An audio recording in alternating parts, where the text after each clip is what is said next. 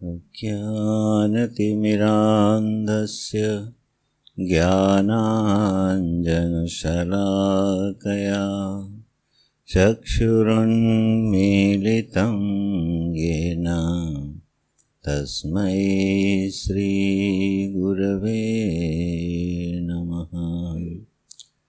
नारायणं नमस्कृत्य नरं चैव नरोत्तमं देवीं सरस्वतीं व्यासं ततो जयमुदीरये।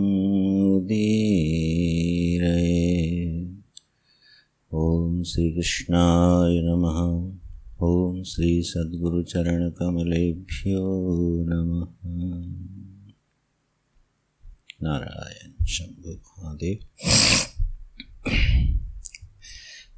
परम पूज्य गुरु जी के श्री चरणों में अनंत कोटि प्रणाम। लोगों के गुरु जी का यहाँ तृतीय निर्वाण दिवस है।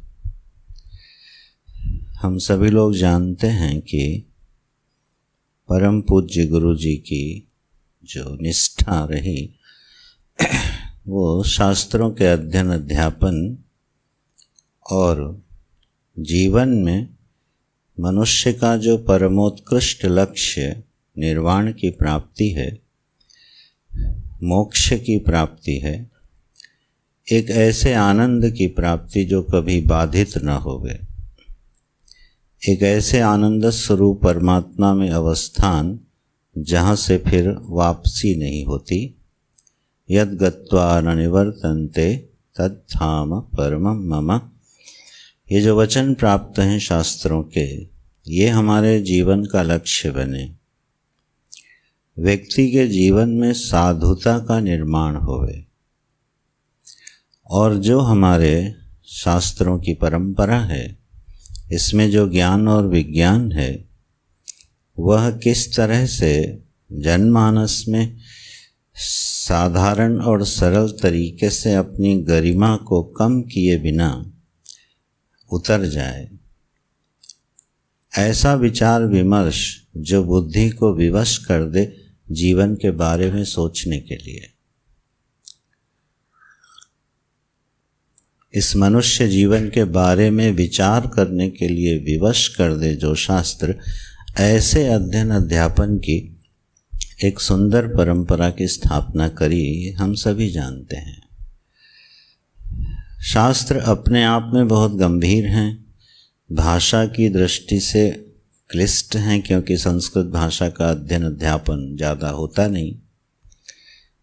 उस दौरान भी उन शास्त्रों के मर्म को मनन चिंतन करके अपने जीवन में उतार के अपनी वाणी से और अपने आचरण से मनुष्य को उसके परम लक्ष्य की ओर मोड़ देना, ये जो सामर्थ्य है, ये जो ताकत है, वो हम लोगों के गुरु जी में थी। हम लोग इस बात को अच्छी तरह से जानते हैं। और साधुओं से जो उनका प्रेम था, सिद्धबाड़ी में जब कभी कोई संत आते थे तो उनके जीवन काल में यह आदेश था कि कोई भी साधु किसी भी धर्म संप्रदाय पंथ का हो, उसको बिना कुछ पूछे पहले उसको निवास दिया जाना चाहिए। अरुण जी बैठे हैं, जानते थे बात को। कोई भी साधु आए, और अगर वो भजनानंदी है, स्वाध्याय प्रेमी है, तो कितने भी दिन रह जाए, कोई प्रतिबंध नहीं था। तो ये जो उदारता थी ना, वह, और फिर शास्त्र को किस ढंग से पढ़ाना है, किसको कैसे क्या बताना है, ये सब बहुत सारी बातें रही हैं। उसी परंपरा को उनके द्वारा निकली हुई बहुत सारी शाखाएं उनके शिष्यों के रूप में पूरे देश में फैली हुई हैं। गुरु जी के पढ़ाए हुए बच्चे जहाँ भी हैं वो शास्त्र ही पढ़ा रहे हैं, और उसी ढंग से पढ़ा रहे हैं जिस ढंग से पढ़ाए जाने चाहिए। तो इस तरह से ये शास्त्र की परंपराएं सुरक्षित रहती हैं। तो इसी क्रम में हम लोगों ने निश्चय किया था, और इस कैंप के लिए मैं मनीष को, शायद अभी आने वाला होगा, धन्यवाद देना चाहिए। उसी ने कहा कि नहीं, कैंप तो होना चाहिए।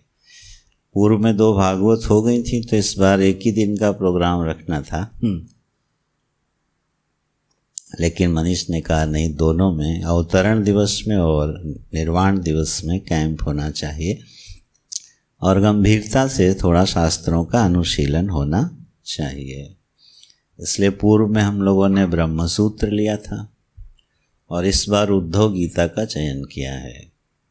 ये वेदांत के सुंदर प्रसंग और ग्रंथ हैं, जिनको हम लोग मनन करें, चिंतन करें। और आइए, नाम ही ले रहा था हमारे राज महेश्वरी जी, आप जानते हैं कि गुरु जी के प्रवचनों को पुस्तक का रूप अगर दिया तो राज महेश्वरी जी ने और शोभा अम्मा ने आज जो पुस्तकें हमको उपलब्ध होती हैं वो राज जी की मेहनत का, परिश्रम का परिणाम है। और तो मैं यही कह रहा था कि संख्या प्रधान नहीं है, चिंतन प्रधान होता है। तो मनीष की बात हमने मान ली और इस कैंप को रख लिया गया इसी बहाने कुछ चिंतन होवेगा, शास्त्र को समझने का प्रयास होएगा। हम लोगों की गुरु जी को जो सच्ची पुष्पांजलि, श्रद्धांजलि होगी, ये मैं बार बार बोलता हूँ।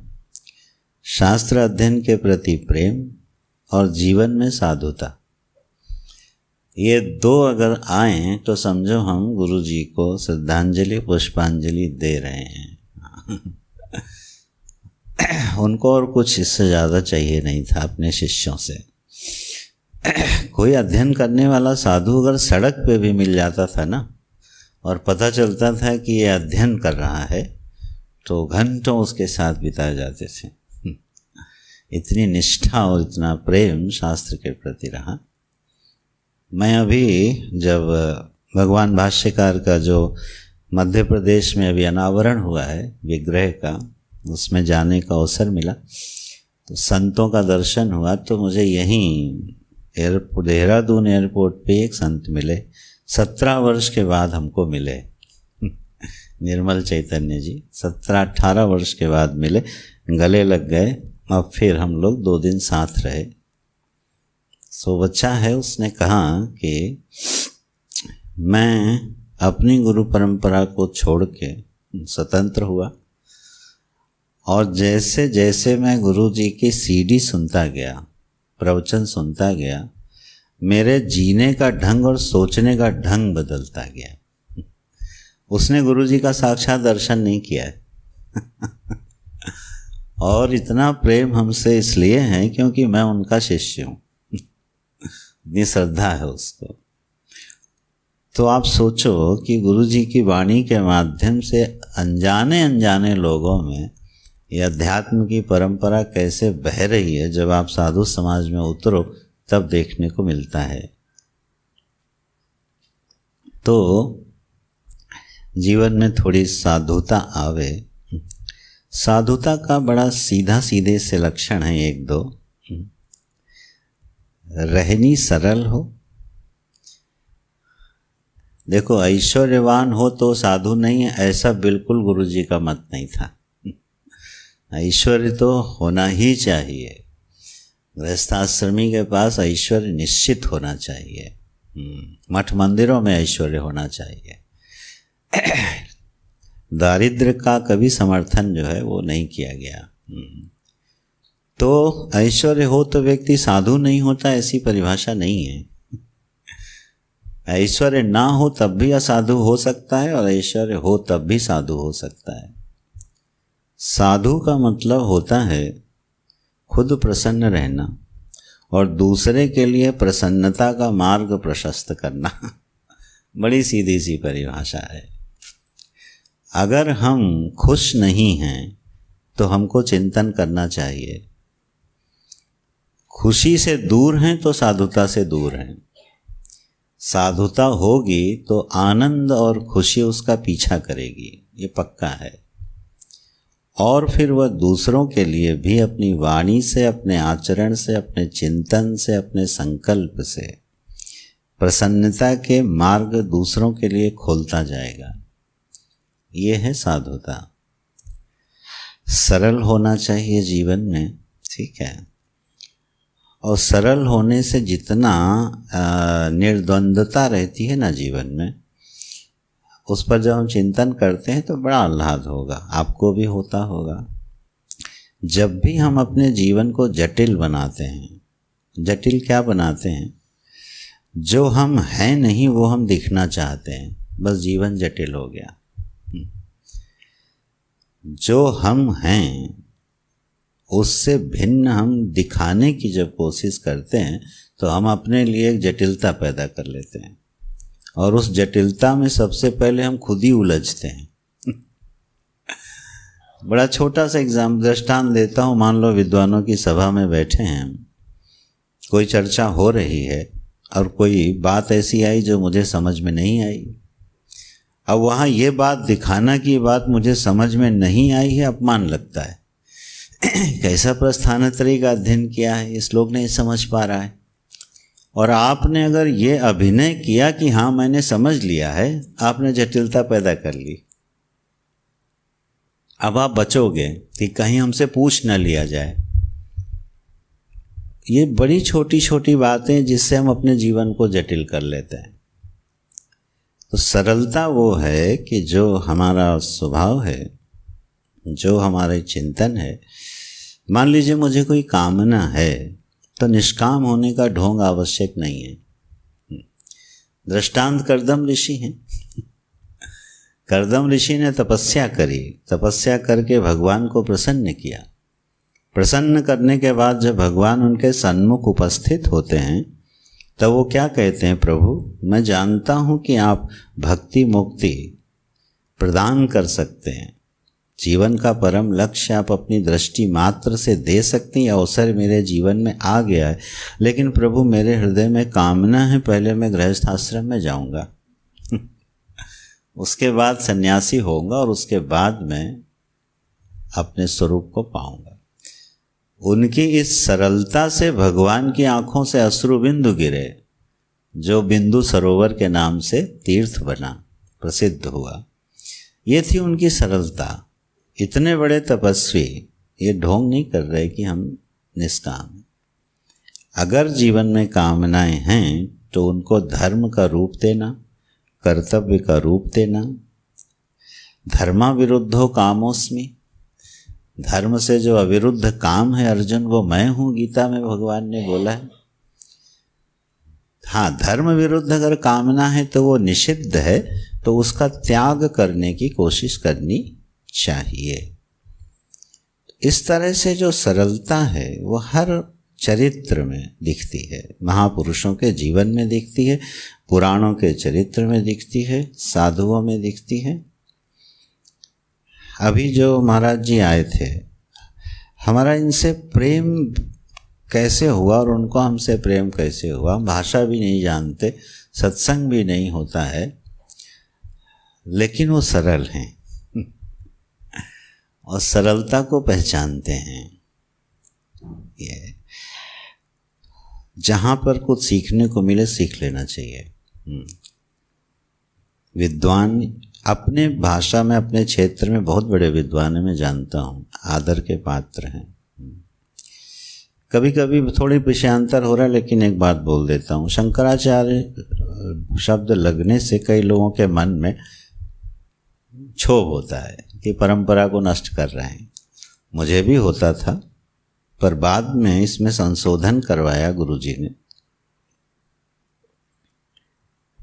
ये जो शंकराचार्य हैं, मैं सूचना के लिए बता रहा हूँ, करपात्री जी ने एक धर्म संघ की स्थापना करी और उन्होंने ये विचार किया कि जो वर्तमान में 4 पीठ हैं शंकराचार्यों जी की, ये अपने दायित्वों का निर्वाह ठीक से कर नहीं पा रहे हैं, इसलिए हमें समाज में से विद्वान चाहिए जिनको मैं ये पदवी दे सकूं, उनकी विद्वत्ता और वैदिक परंपरा को आगे बढ़ाने के लिए। तो ये शुरुआत किन्होंने करी? करपात्री जी महाराज ने करी। और इसलिए फिर हमें भी वो स्वीकार हो जाती है। करपात्री जी का ये खोज थी कि हमें विद्वान लाने चाहिए और वो लाए और अपने अपने क्षेत्र में उनको स्थापित किया। वो धर्म संघ इनकी नियुक्ति करता है। तो इसमें नाम में क्या जाना है, क्रिया कार्य देखना चाहिए, किस व्यक्ति का योगदान कितना है। जब आप कभी आंध्रा या हैदराबाद उस तरफ जाएंगे, तिरुपति की तरफ, तब आपको पता चलेगा कि इनका योगदान क्या है इस भारतीय संस्कृति के लिए। अस्तु, तो जो सरलता होती है उसको भाषा की भी ज़रूरत नहीं पड़ती है।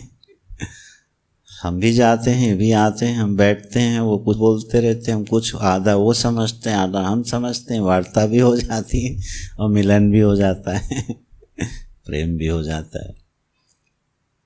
तो कहने का मतलब ये है कि जीवन में हमें साधु बनने की कोशिश करनी, अनवरत कोशिश करनी चाहिए।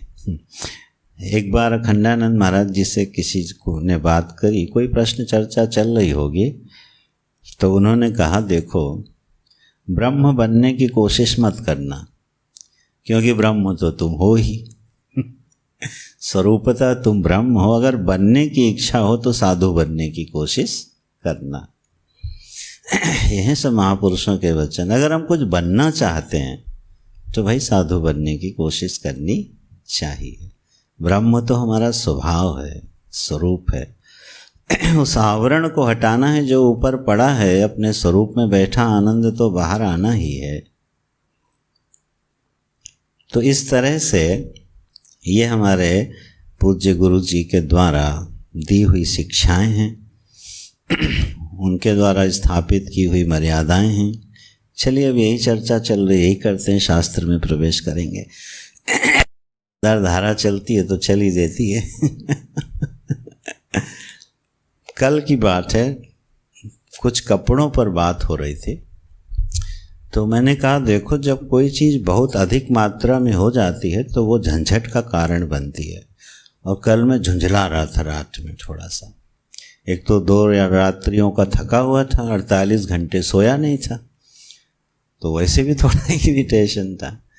मैंने कहा मुझे कुछ ऐसे वस्त्र चाहिए, 5-6 जोड़ी, जो मेरी अलमारी में रहें, रोज़ मैं सुबह उठूं और एक वस्त्र निकाल के पहन लूं।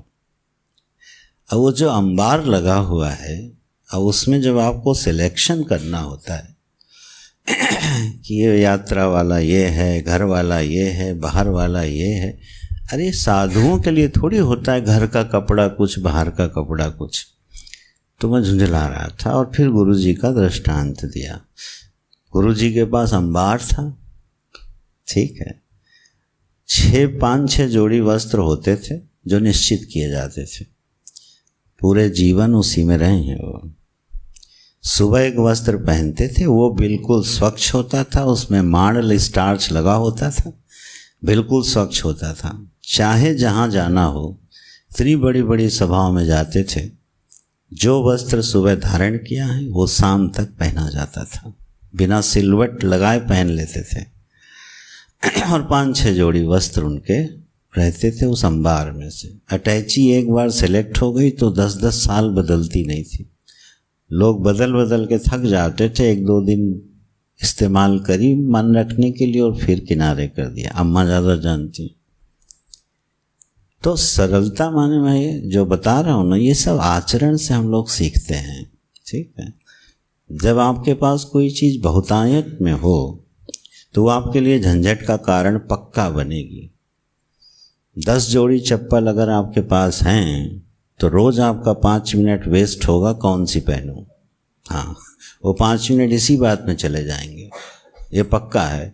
और मज़ेदार बात बताऊं, जिस दिन बड़ी महत्वपूर्ण सभा होगी उस दिन हो सकता है आपको सबसे खराब चप्पल पहननी पड़ जाए। ये विधान है दैवी। तो कहने का मेरा तात्पर्य ये है कि जब हम आचरण से सीखते हैं तो गुरु जी की जो जीवन शैली थी, जीने का ढंग था, उसमें ऐश्वर्य भी झलकता था और सरलता भी। ऐश्वर्य और सरलता का अद्भुत संगम था। आज गुरु जी की कुछ बात करते हैं। अहमदाबाद की बात है, तो एक सज्जन ने भिक्षा बुक कर ली गुरु जी की और अहमदाबाद बड़े बड़े सेठों का नगर है। मिशन में तो सारे बड़े बड़े धनाढ्य लोग जुड़े हुए हैं, सबके पास लंबी लंबी गाड़ियां हैं। और वो सज्जन बड़े श्रद्धालु थे, ब्रह्मचारी जी ने उनको भिक्षा दे दी। उनके पास छोटी सी गाड़ी थी। गुरु जी जब बाहर निकले तो वो सज्जन को इन लोगों ने क्या किया, किनारे कर दिया। अपनी गाड़ी आगे लगा दी, बोले तुम आगे आगे चलो, हम पीछे आ रहे हैं। और ब्रह्मचारी जी पर नाराज कि तुम ऐसी जगह क्यों भिक्षा को करते हो। खैर ये सब बाहर चल रहा है, गुरु जी तो सब जान ही जाते थे। बाहर जब निकले तो खड़ी हुई थी गाड़ी। बोले कहाँ है भिक्षा, जिनके यहाँ है वो कहाँ है। वो बेचारे कोने में खड़े थे। बुलाया गया, आइए आइए, आपके पास गाड़ी नहीं है क्या। बोले नहीं गुरुजी, वो है, छोटी है, आप इतने बड़े हैं, उस छोटी गाड़ी में कैसे जाएंगे। 10 मिनट वहीं पर प्रवचन हुआ है। बोले साधु को बड़ा छोटा तुम लोग बनाते हो, साधु बड़ा छोटा नहीं होता। बड़ी गाड़ी में बैठ गया तो साधु बड़ा हो गया, और छोटी गाड़ी में बैठ गया छोटा हो गया, ये परिभाषा मत बनाओ। और बहुत डांटा है वहाँ पे। उनकी गाड़ी पीछे बुलाई गई, उसी में बैठे, उसी में गए और उसी में लौट के आए। ठीक है, ऐसे बहुत सारी बातें आप याद करोगे तो ऐश्वर्य के बीच में भी साधुता सुरक्षित रहती है। ये अगर आपको सीखना हो तो गुरुदेव से और गुरुजी से सीख सकते हो आप। इस तरह से जो जीवन में आचरण से सिखाया जाता था ना, और वाणी से तो खैर आप पूछो ही नहीं। तो हम लोगों को जब भी अपने गुरुजी का स्मरण हो तो बस यही याद आना चाहिए कि वो हमको किस रूप में देखते तो प्रसन्न होते, बस। और वो रूप में हम बढ़ रहे हैं कि नहीं बढ़ रहे। अगर नहीं बढ़ रहे तो विचार करना चाहिए। इस तरह से बीच बीच में बातें होती रहेंगी। ये तृतीय निर्वाण दिवस पर हम लोग यहाँ एकत्रित हुए हैं, समवेत हुए हैं। तो ग्रंथ इसलिए फिर हमने उद्धव गीता का चयन किया है क्योंकि ये थोड़ा गंभीर है, बुद्धि की विशेष मांग भी करेगा, और हम लोग इसको यथामति समझने का प्रयत्न करेंगे। इसकी पूर्व पीठिका भूमिका ये है, सभी लोग परिचित हैं, फिर से हम लोग स्मरण कर लेते हैं कि भगवान का लीला संवरण होने वाला है। अपना सारा कार्य वो पूरा कर चुके हैं, अब इस धराधाम को छोड़ के जाना चाहते हैं। जब वो अपनी लीला संवरण करके जाना चाहते हैं तो उन्होंने सारी व्यवस्था कर ली। शाप भी दिला दिया, अपने कुल के विनाश की योजना बना ली, पूरी तैयारी कर ली है जाने की। तो उद्धव जी को संकेत मिल गया कि अब हमारे मालिक जाने वाले हैं। प्रभु ने अब इस धराधाम को छोड़ने की तैयारी कर ली है। उनका यह सर्वांग सुंदर विग्रह अब हम लोगों के दर्शन के लिए उपलब्ध नहीं होगा। इस बात को सोच करके उद्धव जी बड़े विह्वल हो जाते हैं और फिर प्रभास क्षेत्र में पहुंचते हैं।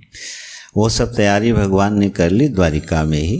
तब उद्धव जी उनके पास पहुंचते हैं और प्रार्थना करते हैं कि भगवान, अब आप ब्राह्मणों के शाप के बहाने आपने पूरा इंतजाम कर लिया है।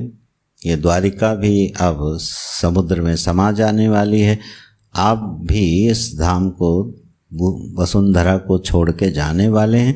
और आप ये अच्छी तरह जानते हैं प्रभु कि ये उद्धव आपके बिना क्षण मात्र भी रह नहीं सकता।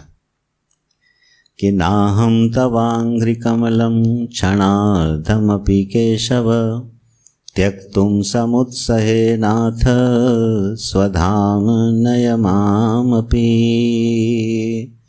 बोले प्रभु अपने साथ हमको ले चलो। अब हम आपके साथ ही जाएंगे, आपने धाम हमको ले चलिए, क्योंकि आधे क्षण के लिए भी हे केशव मैं आपके श्री चरण को छोड़ के दूर नहीं रह सकता हूँ। आपको मालूम है कि बाल्यकाल से लेके अभी तक मैंने निरंतर आपकी उपासना करी है, आपके उच्छिष्ट भोजन का प्रसाद ग्रहण किया, आपके उतरे हुए वस्त्रों को पहना है, निरंतर आपका चिंतन अभिध्यान किया है, आपसे स्नेह और प्रेम प्राप्त किया है। अब सोचो कि जब हमें साधारण लौकिक कोई संबंध हो जाता है और उसमें थोड़ा स्वार्थ रहित संबंध हो और प्रेम का संबंध हो, हम उस व्यक्ति को छोड़ने में कितनी पीड़ा का अनुभव करते हैं। लौकिक जो हमारा व्यवहार है उसमें जो हमारे संबंध है ना, उन पर कभी ध्यान दीजिएगा। आपको किससे सबसे ज़्यादा प्रेम है, इस बात की पहचान आप लौकिक जगत में अगर करना चाहो तो कैसे करोगे। दुनिया में हमारे जितने संबंधी हैं, परिवार है, उसमें हमारा प्रेम सबसे ज़्यादा किससे है, ये बात अगर आपको तय करनी हो तो कैसे करोगे। इस बात का एहसास तब होगा जब वो व्यक्ति हमसे दूर जाने लगे, और दूर जाते समय आपके हृदय में एक पीड़ा हो, और दूर जाने के बाद कोई एक दिन ऐसा न जाए जिसमें उसका स्मरण ना होता हो, तो आप समझना आपको उसके प्रति प्रेम बहुत ज़्यादा है। और फिर इस पर थोड़ी मीमांसा करना कि इसी व्यक्ति से हमको सबसे ज़्यादा प्रेम क्यों है। वो आपका मित्र भी हो सकता है, पुत्र से अधिक प्रिय हो सकता है। जब आप विश्लेषण करोगे तो एक बात समझ में आएगी कि ये व्यक्ति हमसे बहुत कुछ चाहता नहीं है, लेकिन हमको प्रेम करता है। इसकी डिमांड बहुत कम है, डिमांडिंग नहीं है। ये कोई अधिकार नहीं चाहता, कोई पद नहीं चाहता, कोई धन नहीं चाहता, कोई फेवर नहीं चाहता है। हमसे चाहता बहुत कम है, लेकिन हमको बहुत चाहता है। आप देखना, आपका स्वाभाविक प्रेम उस व्यक्ति के ऊपर हो जाएगा, चाहे फिर आपका पड़ोसी क्यों ना हो, पुत्र से अधिक प्रेम हो जाएगा। तो ये बिल्कुल बेसिक साइकोलॉजी है मनुष्य के जीवन की। हम उसी को सबसे ज़्यादा प्रेम कर पाते हैं जो हमसे कुछ ना चाहे लेकिन हमारा ख्याल बहुत रखे। उससे आपको सुंदर प्रेम अवश्य होना है, और उसका वियोग फिर आपको सहन होने वाला नहीं है। अब ये लक्षण ईश्वर और गुरु में सर्वांश में घटता है, और इसलिए उनका वियोग बहुत खलता है। ईश्वर का वियोग, जो भक्त हैं, जब उनका संबंध प्रमाद के कारण ईश्वर से थोड़ा टूट जाता है, और थोड़ी देर बाद जब उनको मानो होश आता है तो बड़े दुखी होते हैं। ये कौन सा पाप उदय हो गया था जिसने हमको ईश्वर स्मरण से दूर कर दिया। ये बिल्कुल पहचाना हुआ, अनुभव किया हुआ पैरामीटर है। हमको ईश्वर से, गुरु से इसलिए प्रेम हो जाता है क्योंकि वो हमसे कुछ नहीं चाहते हैं। अरे भैया, चाहेगा वो जिसके पास कमी हो। ना ईश्वर के पास कोई कमी है और ना गुरु के पास कोई कमी है, वो चाहेगा क्यों हमसे कुछ। जब हम लोग ईश्वर या गुरु की सेवा करते हैं तो कई मूर्खों को ये भ्रम हो जाता है कि इनको हमारी सेवा की ज़रूरत है, और ये भ्रम हुआ नहीं कि समझो आप किनारे हुए नहीं। हाँ, अरे बहुत से शिष्य ऐसे होते हैं कि जब वो, अरे देखो मैं जा रहा हूँ, अब ये देखना, ये सारे काम तुम ठीक से करना, ये सब अटकेगा, मुश्किल पड़ेगी। उनको ख्याल है कि जैसे हमारे बिना इनका काम नहीं चलेगा। अरे ईश्वर का और गुरु का काम, उनके कारण हमारा काम चलता है, हमारे कारण उनका काम नहीं चलता। ईश्वर अपने आनंद स्वरूप में अवस्थित है और गुरु अपनी आत्मा में विराजमान है। अपने सहज आनंद की पराकाष्ठा में जो जीवन बीत रहा है जिसका, उसको आकांक्षा किसकी और किससे होगी। हमारी सेवा वो स्वीकार कर लेते हैं, ये हमारा सौभाग्य है। ये नहीं कि उनको ज़रूरत थी और हम उनको कुछ दे आए, ये बड़ा भारी भ्रम है। ऐसा कभी सोचना नहीं ईश्वर के बारे में, गुरु के बारे में, और किसी बड़े के बारे में। मैं तो यहाँ तक कहूँगा अपने माता पिता के बारे में भी नहीं सोचना चाहिए।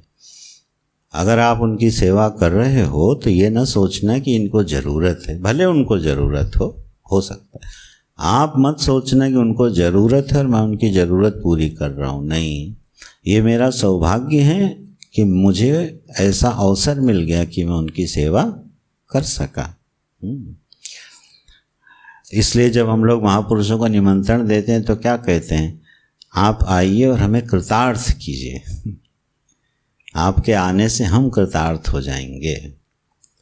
तो ये ईश्वर का लक्षण है, गुरु का लक्षण है। तो हमारा प्रेम बढ़ता जाता है उस व्यक्ति के प्रति जो हमको निस्वार्थ भाव से प्रेम करता है। और फिर परमात्मा ने जिसका अपने प्रेम के लिए वर्ण कर लिया हो, उसकी तो बात ही कुछ और है।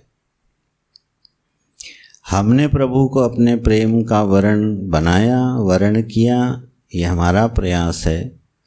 लेकिन प्रभु ने अगर हमको अपने प्रेम का पात्र समझ के अपना वर्ण हमारा कर लिया एक प्रेमी के रूप में, तो वो संबंध बड़ा दुर्लभ है और बड़ा अद्भुत है। उसके आनंद की और उसकी महिमा की तो बात ही कुछ और है। उद्धव जी, गोपियाँ, यशोदा जी, नंद बाबा, देवकी जी, कुंती, अर्जुन, ये सब ऐसे दृष्टांत हैं कि परमात्मा ने इनको चुन लिया है। ठीक है, हमने परमात्मा को कितना चुना है ये अलग बात है, लेकिन क्या प्रभु ने हमको चुन लिया है? महाराज के प्रसंग में जब भगवान ने वेणुनाद किया, वो किसको सुनाई दिया? वो वेणुनाद सिर्फ उन गोपियों को सुनाई दिया जिनको परमात्मा ने चुना था।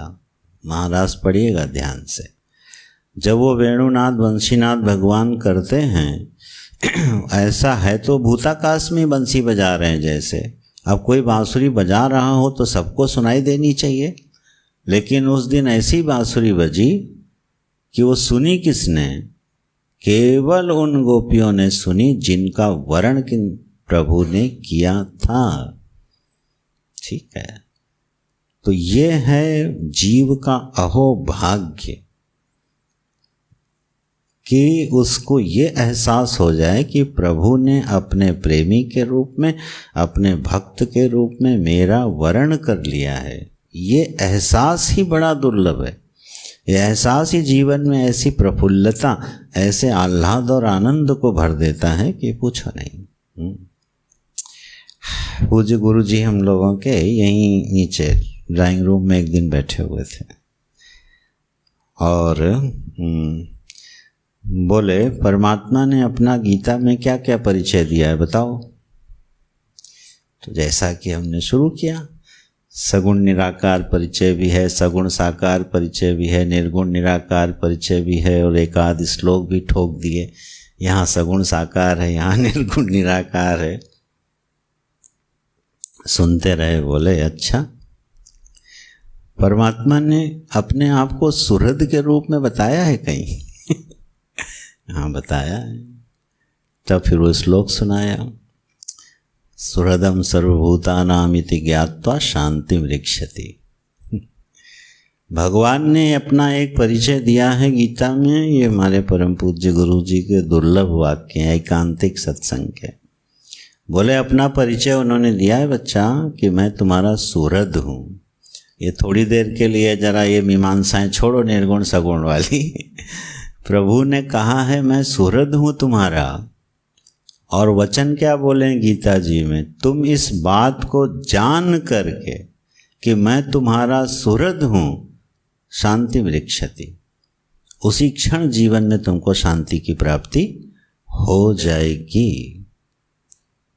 ये परिचय क्या भगवान को, हमको मालूम है भगवान का ये परिचय जो उन्होंने गीता में दिया है, और क्या वो घोषणा करी ऐसा बोल के। ठीक है, देखो मैं जिसके अधीन हूँ, जिसकी शरण में रहता हूँ, वो सर्वज्ञ है और सर्वशक्ति है। तो आप सोचो कोई चिंता रहनी चाहिए? विचार करके देखो, परमात्मा सर्वज्ञ है तो सब जानता है, और सर्वशक्ति है, कुछ भी कर सकता है, तो तुम्हें किस बात की चिंता है फिर? एक व्यक्ति सर्वशक्तिमान हो, मान लो मोदी जी इस समय एक पावरफुल आदमी हैं हिंदुस्तान के, ठीक है ना, लेकिन सर्वज्ञ तो नहीं है। तो सर्वशक्तिमान हैं लेकिन हमारी समस्या तो नहीं जानते ना, तो फिर बात नहीं बनती है। लेकिन एक मालिक ऐसा है जो सर्वशक्तिमान भी है, सर्वशक्ति शब्द होता है, और सर्वज्ञ भी है। तब गुरु जी ने कहा देखो सुहृद बोल के भगवान, सुहृद का मतलब जानते हो, प्रति उपकार की अपेक्षा किए बिना निरंतर उपकार जो करता रहे उसका नाम है सुहृद। जो हमारी अपेक्षा न करे कि ये हमको चंदन माला पहनाएंगे, सेवा करेंगे, दान दक्षिणा देंगे, उसके बाद मैं इनको गीता पढ़ाऊंगा ना। सुहृद का अर्थ है कि उसको हमारे उपकार की कोई अपेक्षा नहीं है, और निरंतर उपकार करने का जिसका स्वभाव है उसको सुहृद बोलते हैं। ऐसा सुहृद मेरा मालिक है, इस बात को अगर किसी ने जाना है तो शांति मृक्षति ये उसकी पहचान है। फिर उस व्यक्ति को अशांत नहीं कर सकता कोई। अभी कितना बड़ा वाक्य हो गया।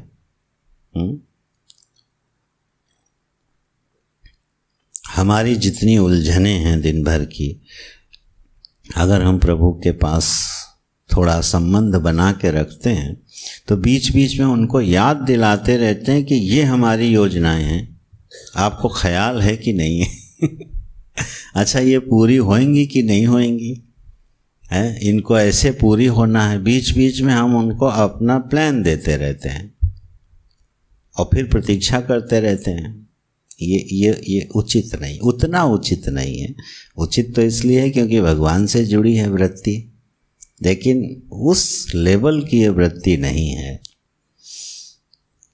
प्रणाम प्रभु को होवे और सिर्फ प्रणाम हो जाए, एक शब्द भी उसमें आगे पीछे जुड़े ना, आप उस प्रणाम का महत्व देखना। ठाकुर के मंदिर में भी जाएं और भगवान के आगे हाथ जोड़े, 2 पुष्प चढ़ाएं और इस बात से प्रसन्न हो कि आज हमें 2 पुष्प सुंदर भगवान के चरणों में चढ़ाने का अवसर मिला। ये पुष्प हमने चढ़ाए और देखो ये पुष्प उनके चरणों में कितने सुंदर लग रहे हैं। बस उसका दर्शन किया, मन में छवि ली और लौट आए, आगे पीछे कुछ नहीं। ये हैं भक्त की प्रार्थनाएं। क्यों वो निश्चिंत है, वो क्यों कुछ नहीं बोलना चाहता है। सुहृदम सर्वभूतानां वो मालिक जब सुहृद है, ये बात कोई भक्त जान गया तो फिर अशांति किस बात की। प्रेम की जो बात है, उद्धव जी यहाँ क्या कह रहे हैं, त्यक्तुम समुत्सहे नाथ स्वधामी न, हे नाथ मैं आपका वियोग सहन नहीं कर सकता हूँ। ठीक, और भगवान भी बड़े मज़ेदार हैं। अर्जुन उनका वियोग नहीं सहन कर सकता था, उसको वियुक्त करके चले गए गोपियाँ वियोग नहीं सहन कर सकती थी, उनसे कभी मिले नहीं ठीक है, ये भगवान का बड़ा अद्भुत चरित्र है। बोले जो हमारा बिल्कुल वियोग सहन नहीं कर सकता, हमको उसी को दूर रखना है। हाँ बोले क्यों? बोले वो जब मुझे प्यार से बुलाएगा ना तो मुझे बड़ा अच्छा लगता है, क्योंकि ये ऐसा प्रेमी है कि हमको परेशान बिल्कुल नहीं करता, लेकिन इतने प्रेम से मुझे बुलाता है। हे कृष्ण, जैसे चैतन्य महाप्रभु बुलाते हैं तो पत्थर पिघला देते हैं, मीरा बुलाती हैं तो भगवान नाचने लगते हैं। बोले ये अगर हमारे साथ ही रह जाएंगे तो हमको इतने प्रेम से बुलाएगा कौन। इसके लिए अपने जो शुद्धतम प्रेमी हैं उनको बोलते हैं तुम दूरी रहो हमसे, हमको वियोग में याद करते रहो। अर्जुन को साथ नहीं ले गए, ठीक है, वो फिर बेचारे रोते रोते और भगवान का स्मरण करते करते उनमें समाये। उद्धव जी को भी यही कहा, अच्छा ठीक है तुम बोलो क्या कहना चाहते हो बोले प्रभु आपको मालूम है कि मेरा पूरे जीवन का एक एक क्षण आपके चरणों में बीता है, तो मेरे बस का तो नहीं है प्रभु कि मैं आपका वियोग सहन करूं। बोले वो सब सहन करने की ताकत मैं तुमको दूंगा। ठीक है। यहाँ से उद्धव गीता की भूमिका बनती है। ऐसे उद्धव जी जब भगवान से ये प्रार्थना करते हैं तब भगवान अपने ज्ञान से उनके शोक का निवारण करके और उनको बद्रिका आश्रम की ओर भेजते हैं, जहाँ आज भी बद्री धाम में उद्धव जी की उत्सव प्रतिमा विराजमान है। जहाँ पर भी भगवान को जाना होता है उद्धव जी जाते हैं। वो प्रतीक है ना उनके, कृष्ण ही हो गए मानो। उत्सव विग्रह हमेशा उद्धव जी का जाता है। जो डोली आती है वो भी उद्धव जी की आती है, क्योंकि वो कृष्ण ही हो गए। ऐसा महिमा उनको दी। अगर ऐसी महिमाएं भगवान छोड़ के न जाते तो हम लोगों के पास सत्संग करने के लिए होता क्या, याद करने के लिए कौन सा भक्त होता। अपनी लीलाओं का विस्तार होवे, चरित्रों का विस्तार होवे, जीवन में सरलता, साधुता, ज्ञान और विज्ञान कैसे प्रकट होता है, ये सब के लिए हमको निरंतर भगवान से ज़्यादा उनके भक्तों का चिंतन करना चाहिए। और इसीलिए ये चरित्र हमारे शास्त्रों में, पुराणों में विशेष रूप से आते हैं। तो इस पीठिका से, इस भूमिका से शुरू होती है उद्धव गीता। 7वें अध्याय से 11 स्कंद से इसका प्रारंभ है। पूरी भागवत के जितने गूढ़तम विषय हैं ये स्वयं भगवान ने यहाँ पर अपने श्रीमुख से प्रकट किए, इसलिए इसको उद्धव गीता बोलते हैं। पूरे श्रीमद् भागवत महापुराण में 2-4 जगह ही भगवान का प्रवचन उपलब्ध होता है, विस्तार से उपलब्ध होता है यहाँ पे 11 स्कंद में, जहाँ पर स्वयं भगवान ने इस धराधाम को छोड़ने से पहले अपने प्रिय उद्धव को अपने स्वरूप का बोध कराया है। मेरा स्वरूप क्या है, इसकी प्राप्ति कैसे होती है, तुम्हारी बुद्धि में किस तरह से उस अचिंत्य का चिंतन कराने की योग्यता आवे, तो भगवान ने उद्धव जी को निमित्त बना करके उनके प्रश्नों का फिर उत्तर दिया। वो प्रश्न करते जाते हैं, भगवान उत्तर देते जाते हैं। यही 7वें अध्याय से ये उद्धव गीता हमको प्राप्त होती है। तो इसकी जो भूमिका है, इसका जो प्लेटफॉर्म है, तो बड़ा उच्च स्तरीय है। भागवत जी के जितने श्रोता वक्ता हैं वो सब बड़े उच्च स्तरीय हैं। क्या है वो, कथा राम के गुण है ना।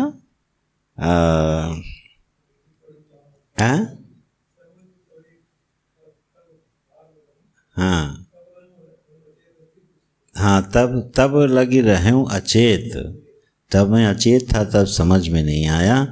श्रोता वक्ता ज्ञान निधि कथा राम के गूढ़। एक जगह गोस्वामी दास तुलसीदास जी ने बात कही बाबा ने, श्रोता और वक्ता ज्ञान के निधि हैं और राम की कथा कैसी है, बड़ी गूढ़ है। तो ये जो चर्चाएं हुई हैं परीक्षित जी सुखदेव के बीच में, शौनक जी और ऋषियों के बीच में, इसमें अवान्तर जो भी आपको श्रोता वक्ता मिलेंगे उनको देखिएगा, नारद जी और युधिष्ठिर के बीच में। ठीक है, भगवान ने जहाँ जहाँ पर बोला है वो 2-4 जगह बोला है, कभी खोजिएगा। एक बार नंद बाबा को उलझा दिया ब्रज में, गोवर्धन पूजा होने वाली थी, वो उनका पहला प्रवचन है। गोवर्धन पूजा होने वाली नहीं, इंद्र पूजा होने वाली है, तब भगवान को इंद्र का अभिमान दूर करना है, तो उन्होंने बढ़िया प्रवचन किया और पूरे ब्रजवासियों की बुद्धि पलट दी कि इंद्र की पूजा करने की ज़रूरत नहीं है, हमको प्रत्यक्ष गोवर्धन की पूजा करनी चाहिए। वहाँ पर ऐसा प्रवचन दिया कि वो लोक परंपरा ही तोड़ दी। इसके बाद बड़ा छोटा सा एक प्रवचन है, मुश्किल से 4-5 श्लोकों का, वो है गोपियों और भगवान के बीच में, जिसको प्रेम संवाद कहते हैं, प्रेम मीमांसा कहते हैं। जहाँ पर वो प्रश्न आया है कि आप मुझसे किस तरह का प्रेम करते हैं, है ना। अभी उसमें नहीं जाएंगे, नहीं वो लंबा हो जाएगा। तो वो वहाँ पर भगवान ने अपनी दिव्य मधुर वाणी बोली है। यहाँ पर उन्होंने वसुदेव जी को समझाने की कोशिश करी, लेकिन वसुदेव जी की पुत्र बुद्धि इतनी प्रगाढ़ थी कि भगवान को लगा कि हम इनको समझा नहीं पाएंगे। ठीक है, तो नारद जी को बुलाया और 9 योगेश्वरों के संवाद के रूप में नारद जी से वसुदेव को उपदेश कराया है। ये ऐसा प्रवचन है जो उद्धव जी को भगवान ने बड़े विस्तार से सुनाया है, बड़े विस्तार से सुनाया है। अब सोचो, भगवान इस धराधाम को छोड़ के जाने वाले हैं, ठीक है, ये उनका आखिरी प्रवचन होगा। तो उद्धव जी ने कितनी एकाग्रता से सुना होगा, क्योंकि इसके बाद ये वाणी मिलने वाली नहीं थी। तो ऐसा मधुर संवाद हुआ, साक्षात नारायण उपदेश दे रहे हैं और उनके सबसे प्रिय प्रेम मूर्ति उद्धव जी शिष्य भाव से बिल्कुल विनम्र होके एकांत में पहुँचे हैं और तब भगवान ये गीता शुरू करते हैं। तो एवं विज्ञापितो राजन् भगवान देवकी सुतः एकांतिनं प्रियं भृत्यं उद्धवं समभाषत। बिल्कुल एकांत है, एकांत माने वहाँ कृष्ण है और उद्धव जी हैं, बस 2 मूर्तियाँ विराजमान हैं। वहाँ पर अपने प्रिय उद्धव जी के प्रति भगवान ने ये बड़े सुंदर वचन कहे और 7वें अध्याय से ये प्रवचन भगवान प्रारंभ करते हैं। आज एक श्लोक देखते हैं, उसके बाद कल से हम लोग 2 कक्षाओं में इसको विस्तार से थोड़ा पढ़ने की कोशिश करेंगे और कल से ये थोड़ा गंभीर होता जाएगा। थोड़ा चिंतन होना चाहिए, इस पर कोशिश करेंगे कि चिंतन होवे। शुरुआत करते हैं क्या। त्वं तु सर्वं परित्यज्य स्नेहं स्वजन बंधुषु मय्यावेश्य मनः सम्यक् समदृग् विचरस्व गाम्। अब बताओ, यहाँ से शुरू कर रहे हैं क्या। बोले स्वजन बंधुषों में क्या करो, परित्यज्य, इनको छोड़ दो। अब जरा ध्यान से श्लोक देखिएगा, हो सका तो कल इसके प्रिंट निकलवाते हैं श्लोक के। त्वं तु सर्वं स्नेहं परित्यज्य कुत्र स्वजन बंधुषु। ये नहीं कह रहे हैं कि स्वजन बंधुओं का त्याग कर दो ना, परित्यज्य किम स्नेहम, तुम्हारी जो आसक्ति है किसमें, स्वजन बंधुषु में, जो अपने जन हैं, जो अपने बंधु बांधव हैं, उसमें जो तुम्हारी आसक्ति है उद्धव, उस आसक्ति का त्याग करो। उपदेश देने से पहले चित्त को क्या कर रहे हैं, अनासक्त कर रहे हैं, क्योंकि ब्रह्म विद्या आसक्त चित्त में उतरेगी नहीं, परोक्ष हो जाएगी, अपरोक्ष नहीं होगी। तो जो हमारी आसक्तियां हैं, उस आसक्ति को छोड़ने की बात भगवान कह रहे हैं। ध्यान रखिएगा, कर्तव्य को छोड़ना, बंधु बांधवों को छोड़ना ऐसा शास्त्र में नहीं आता है। जहाँ जहाँ आता है वहाँ यही आता है कि आप अपने संबंध की दिशा बदलो। और ये बहुत बड़ा भ्रम है क्या, कि अगर आसक्ति छोड़ देंगे तो प्रेम नहीं रहेगा। बिल्कुल उल्टी बात है, इस पर हम लोग बहुत बार चर्चा कर चुके हैं। आसक्ति छोड़ देंगे प्रेम नहीं रहेगा, ये हम लोगों को लगता रहता है। और सच बताएं, हम लोग इतने वज्र मूर्ख हैं कि जो व्यक्ति हमसे प्रेम करता है, हम चाहते हैं कि वो हमसे आसक्ति करे, तभी हमें समझ में आता है कि वो प्रेम कर रहा है। सामने वाला आसक्ति ना करे तो हमको लगता है वो प्रेम ही नहीं कर रहा। और उसका लक्षण क्या है, बोले ये है कि वो हमारे अधिकार में रहे, हम उसके अधिकार में रहें। यह आसक्ति का पहला चरण है, जिसको अंग्रेजी में बोलते हैं पोजेशन। ये आसक्ति की पहली अभिव्यक्ति है।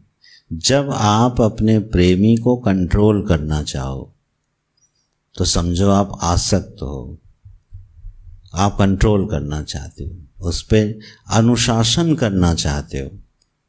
शासन दो तरह से होता है, एक बड़ा है व्यक्ति, वो अपने छोटे पर शासन करता है, और एक छोटा है जो आपको आसक्त बना के शासन करता है। आप बताओ, एक छोटा सा बच्चा है 5 साल का, उसके लिए आप पूरा जीवन कुर्बान कर देते हो, ठीक है। उसने आप पर कैसे शासन किया हुआ है? अपने प्रेम से। अपने प्रेम से उसने आपको ऐसा बांधा कि आप पर वो शासन कर रहा है। शासन प्रेम का ही चलता है। इस गणित को हम लोगों ने उलट दिया। क्या? आप मान लो भोजन करने बैठे, कमाल की बात है ये, भोजन करने बैठे और आपको जो भोजन परोसा जा रहा है उसमें कोई आया भोजन परोसने वाला, उसने कहा 1 रोटी ले लीजिए, आपने कहा नहीं, वो चला गया। आपको झटका लगेगा। इसने दोबारा पूछा तक नहीं, अरे नहीं नहीं नहीं 1 ले लीजिए। जब तक हमसे कोई 4 बार पूछे ना, तब तक हमको ये लगता नहीं है कि ये हमसे प्रेम करता है। बड़ी छोटी छोटी बातें हैं ये। वो 4 बार पूछे हमसे, तब हम हमारे थोड़े नखरे बढ़े, और फिर तब जो है उसकी पूर्ति हो, तब हमें लगेगा ये आदमी हमसे प्रेम कर रहा है, ठीक है। तो अपने बारे में जब आप ऐसा सोचते हो, तो जब आप उससे प्रेम करोगे तो उसके भी तो नखरे होंगे ना। इसको प्रेम नहीं कहते। अगर ये परिभाषा हम लोग अपने जीवन में बदल पाएं तो बात कुछ और होगी। भगवान कह रहे हैं, उद्धव तुम स्वजन बंधुषों में तुम्हारा जो स्नेह है, तुम्हारी जो आसक्ति है, उस पर ध्यान दो और उसको बदलने की कोशिश करो। बिना आसक्त हुए जब तुम प्रेम करते हो तो तुम्हारा प्रेम दिव्य हो जाता है, इस बात पर ध्यान दो। और आसक्ति की सबसे बड़ी पहचान यही है कि सामने वाला मेरे कंट्रोल में रहे। अगर वो मेरे कंट्रोल में नहीं है तो मुझे लगता है कि ये मुझसे प्रेम नहीं करता है। ये बात बिल्कुल सही नहीं है। ठीक उलट के देखिए, आप किसी को इतना प्रेम दे दो कि वो स्वतः आपके कंट्रोल में हो जाए। बिल्कुल सीधा नियम है, कभी करके देख लेना। आप किसी को इतना प्रेम दे दो, ठीक है, कि आप उसके मुरीद हो जाओगे, है ना। आप निहारोगे कि मैं इसके लिए क्या कर दूं, मैं इसकी कौन सी मांग पूरी कर दूं, कौन सी इच्छा पूरी कर दूं। आप इतना प्रेम दे दो सामने वाले को। और इसीलिए सेवा से व्यक्ति दूसरे को अधीन करता है। शास्त्रों में ये बात आई है, ये गुण माताओं में बहुत होता है। सेवा से वो अपने सेव्य को अधीन करती हैं, और फिर इतना अधीन कर लेती हैं कि सांस लेना मुश्किल कर देती हैं। ऐसा मैं परोक्ष अनुभव से कह रहा हूँ, सबकी सुन सुन के। सेवा का ये बड़ा दुर्गुण है कि वो अपने सेव्य को क्या करता है, डिपेंड करता जाता है। अब आप जब डिपेंड हो जाते हो और सामने वाला समझ लेता है कि अब ये डिपेंड हो गए हैं, तब उसका रूप बदलता है, तब वो चेंज होना शुरू होता है। अब आप हर चीज़ पे डिपेंड कर रहे हो, सुबह से लेकर शाम तक एक एक चीज़ के लिए। इसलिए सेवा से व्यक्ति अधीन कर लेता है। नहीं, ये बात आसक्ति की ओर ले जाती है, फिर संबंधों में मधुरता खत्म हो जाती है। ये नहीं करना है। सेवा ऐसी हो, जो बुजुर्ग लोग छोटी छोटी कहावतें बोल जाते थे ना, नेकी कर दरिया में डाल, भलाई करो और भूल जाओ। ये है रूप। छोटी सी कहावत है गांव की, भलाई करो और भूल जाओ, भलाई करो और भूल जाओ, ठीक है। प्रतिदिन गगन मंडल पर प्रातःकाल भगवान भास्कर का उदय होता है और सारी दुनिया का व्यवहार शुरू हो जाता है। कमल खिल जाते हैं, पक्षी चहकने लगते हैं, दिनचर्याएं चालू हो जाती हैं, फसलों को ऊर्जा मिलने लगती है, धरती को उष्मा मिलने लगती है, सूरज सबको आप्लावित कर देता है, और जब विमुख होता है तो भूल जाता है। वो सबका पोषण कर रहा है लेकिन किसी पर कोई अधिकार जमाता नहीं है। यह गुण होता है महापुरुषों का। इसीलिए ऐसा व्यक्ति समस्त प्राणियों से प्रेम कर सकता है। इसको कभी देखिएगा, जब हम आसक्ति करते हैं तो आप 2, 4, 6, 10 इससे ज़्यादा नहीं कर सकते हो। आप कूपमंडूक हो जाओगे। आपका परिवार होगा, आपके बच्चे होंगे, आपके 1-2 बंधु बांधव होंगे, 1-2 मित्र होंगे, ये आपका एक सर्किल होगा जिसको आप कहोगे मैं इसको प्रेम करता हूँ। उस दायरे से, उस कूपमंडूकता से व्यक्ति कभी बाहर नहीं निकल सकता है। वो तभी बाहर निकलेगा जब वो अपनी भावों से, संकल्पों से, अपने जीवन की ऊर्जा से प्राणी मात्र को प्रेम देगा और अपेक्षा कोई नहीं रखेगा। तो ब्रह्म ज्ञान, ब्रह्म विद्या जीवन में अवतरित हो, इसके लिए जो भगवान ने उपदेश का प्रारंभ किया है वो ऐसे किया है कि हे उद्धव, त्वं तु सर्वं स्नेहं परित्यज्य स्वजन बंधुषु, फिर क्या करो? बोले मय्यावेश्य मनः सम्यक समदृक् विचरस्वगाम। अरे उद्धव, अपना मन तुम मुझ में लगा दो। जब मुझ समदर्शी परमात्मा में तुम अपना मन लगाओगे तो तुम्हारी दृष्टि भी समता को प्राप्त होने लगेगी। ऐसी समदृष्टि हृदय में धारण करके इस पृथ्वी पर विचरो, इसको पवित्र करो तुम उद्धव। जब हम समदर्शी परमात्मा से प्रेम करते हैं तो हमारी दृष्टि में समत्व आने लगता है। जब हम विषम दृष्टि वाले व्यक्ति से प्रेम करते हैं तो हमारे जीवन में भी विषमता और पक्षपात आने लगता है। देखो, ये बातें हमको आज समझ में आए, 10 जन्म बाद समझ में आए, 100 जन्म बाद समझ में आए, समझना पड़ेगी। इसके बिना गति नहीं है। अभी कुछ दिन पहले यहाँ सत्संग हो रहा था पंचदशी पर, परोक्ष ज्ञान अपरोक्ष क्यों नहीं होता है, उसके जो प्रतिबंध हैं। परोक्ष ज्ञान माने इनडायरेक्ट नॉलेज। परोक्ष ज्ञान हमारा अपरोक्ष क्यों नहीं होता?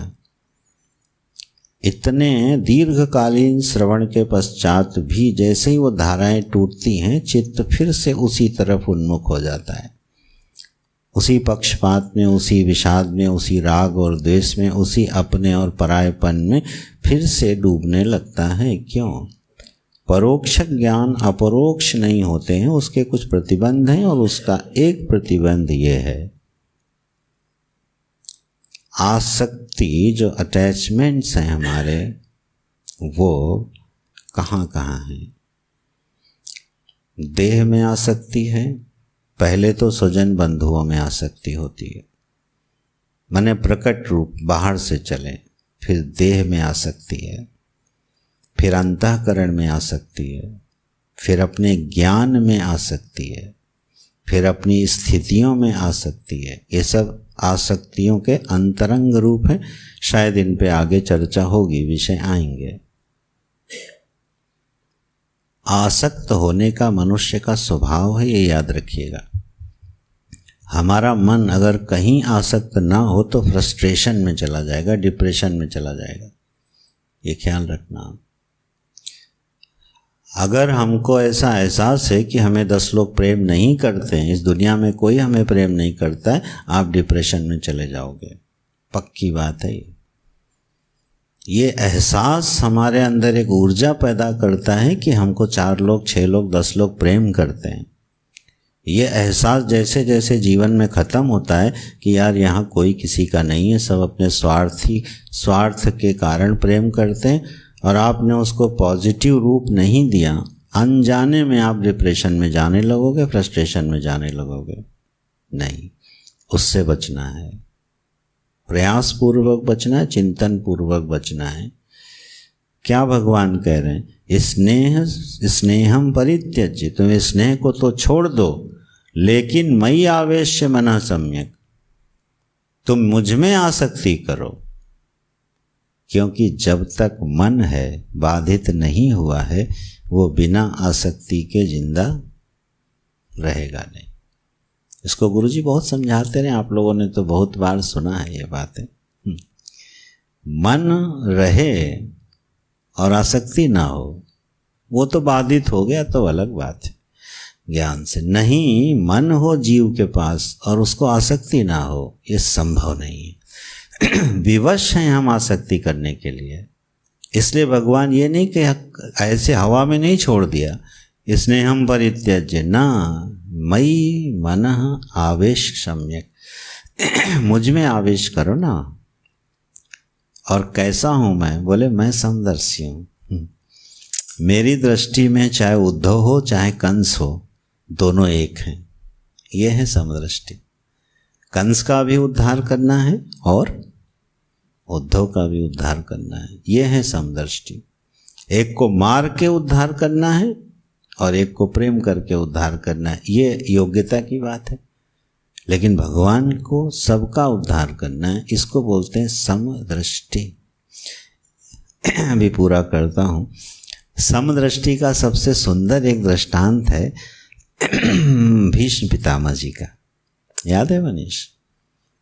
अपनी स्तुति में उन्होंने कहा कि हे प्रभु, जब आप उस रणांगण में मुझ भक्त की प्रतिज्ञा की रक्षा करने के लिए हाथ में टूटे हुए रथ के पहिए को लेकर और आप जब दौड़े और आपके दौड़ने से ये धरा कंपने लगी, आप इतने वेग से दौड़े और आपका उत्तरीय धरती पर गिर गया और आप इस आतताई भीष्म को मारने के लिए उद्यत हो रहे थे उस रथ का पहिया लेकर, और आपकी आंखें क्रोध से लाल थीं। उस समय मैंने आपकी आंखों में इस आतताई भीष्म के लिए करुणा का दर्शन किया। ये स्तुति है वहाँ। ये दर्शन, समदर्शी दर्शन जो है भीष्म पितामह कर पाए भगवान कृष्ण के। मारने को आ रहे हैं लेकिन आंखों में क्या दिखाई दे रहा है? करुणा। महापुरुष के क्रोध में करुणा होती है, ठीक है। क्रोध से भी उद्धार करना है, प्रेम से भी उद्धार करना है। ये है समदृष्टि का उदाहरण, समदृष्टि का वर्तन। हम लोगों से क्या गलती होती है? हम कहते तो हैं कि हम इसको दंड दे रहे हैं, दंड नहीं देंगे तो सुधरेगा कैसे? बात भी सही है, हो सकता है हम ऐसे करते भी हों, लेकिन जब भी हम दंड देते हैं हमारे अहंकार को चोट लगी होती है और कहीं न कहीं उस समय इतना क्रोध होता है कि इसको जब भी हमें कोई अकारण सताए, ईमानदारी से देखना मन में क्या आता है, एक दिन भुगतेगा जरूर ये, एक दिन ऐसा आएगा ये अपनी करनी का फल जरूर भुगतेगा। ये समदर्शन नहीं है, बिल्कुल नहीं। क्यों? वहाँ वैर हो गया, वैर बुद्धि हो गई। भगवान में वैर नहीं होता। वो चाहे भीष्म को मारने के लिए दौड़ रहे हों, चाहे शिशुपाल को मार रहे हों, ठीक है, चाहे कंस और रावण को मार रहे हों, लेकिन उनकी दृष्टि बिल्कुल सम है। इस जीव का उद्धार ऐसे ही होना है। तो उद्धव से क्या कह रहे हैं? मुझ समदर्शी परमात्मा में अपने चित्त को लगा दो। माने समदर्शी हो जाओ। ये है आसक्ति के छोड़ने का लक्षण। शास्त्र बड़े गंभीर हैं, एक एक पंक्ति से पता नहीं क्या क्या खुलता है। ऊपर बोल रहे हैं आसक्ति का त्याग करो, ठीक, बिना आसक्ति के रह नहीं सकते। कहाँ आसक्ति लगाओ? मुझ में। ये भी तो कह सकते थे कि मुझ सर्वज्ञ ईश्वर में अपने मन को लगाओ ना। यहाँ क्या, जैसा प्रसंग चल रहा है वैसा शब्द दे रहे, मुझ समदर्शी परमात्मा में अपना चित्त लगाओ।